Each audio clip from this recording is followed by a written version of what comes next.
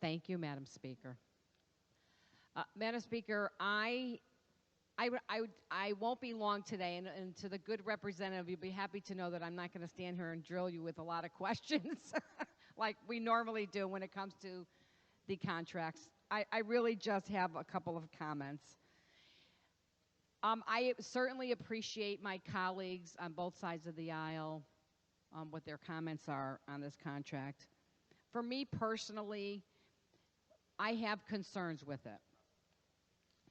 There's no doubt that our police force, they work very hard. I support them 100%. I have the utmost respect for our police force. My concerns today are no indication that I do not support our police. I have voted against the police accountability bill. I have been outspoken in support of our police on a state level and a local level. My concerns today are strictly financial, as we have voted on many contracts in the past, and they have always been because of finances.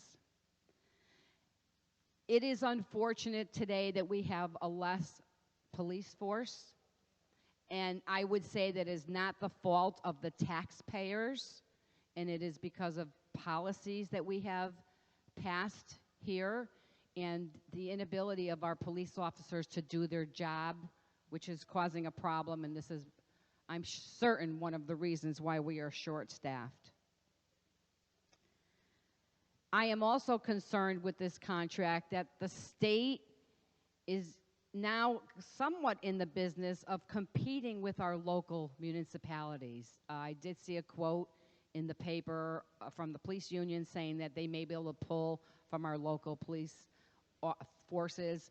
For my particular town, we have a police force, and I'm sure many here in their towns do as well, that they are even struggling to hire police officers.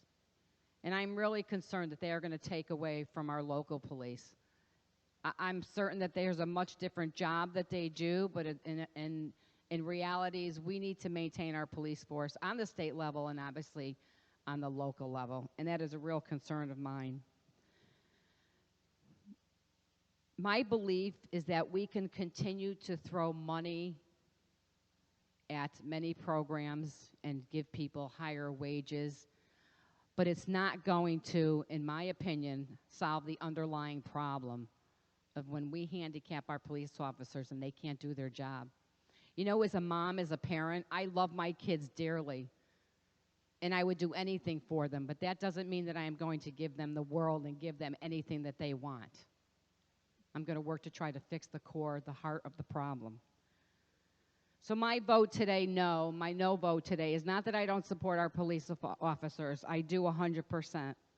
But it's strictly financial. We keep seeing these contracts that are very lucrative, which I have no problem with.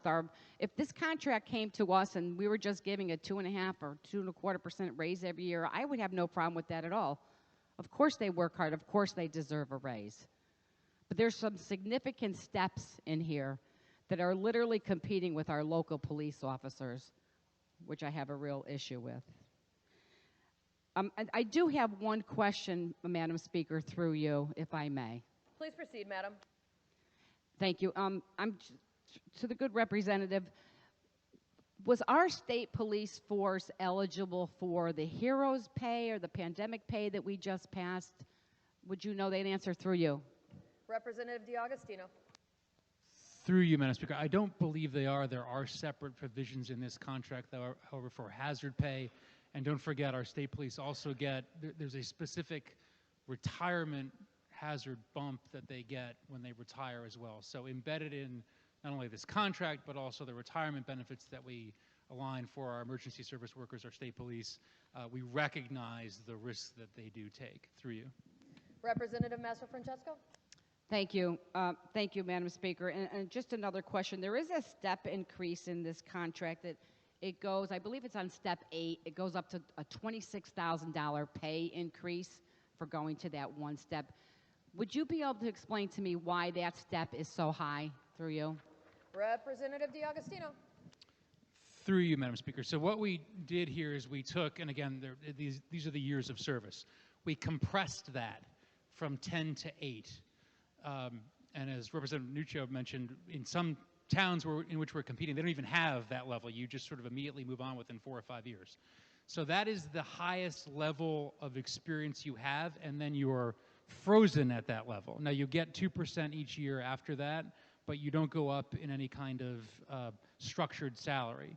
So it's a function, the increase that she's noting at that last level, the 8th year, is a function of two things.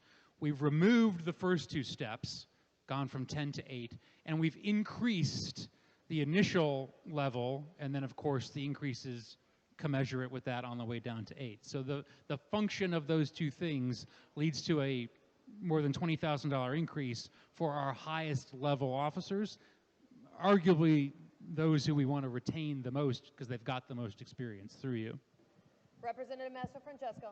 Thank you. And just one more clarification through you, Madam Speaker. Would that be the same scenario with Step 7? That particular pay increases $16,000 in 1 year. Would that be the same scenario through you? Representative D'Agostino. Through you, Madam Speaker. Yeah, that's a function, again, of the compression and the increases through you. Representative Mastrofrancesco. Thank you, Madam Speaker, and thank you to the good representative for clarifying that for me. I will just end with, this is really tough. I want our officers to be paid fine, but I also need to protect our taxpayers and certainly our local police officers. And I hope going forward that this legislature will sit down and work to empower our police officers so they can do their job, so we do not have so many people retiring. I don't necessarily know that, again, like I said, throwing money at this is going to decrease any retirements, or if it's going to increase the amount of hirees that we may have, potential candidates. I guess that will remain to be seen. Thank you, Madam Speaker, and thank you to the good representative for answering my questions. Thank you. Thank you, Representative. Representative Fishbein, you have the floor, sir. Thank you, Madam Speaker, and good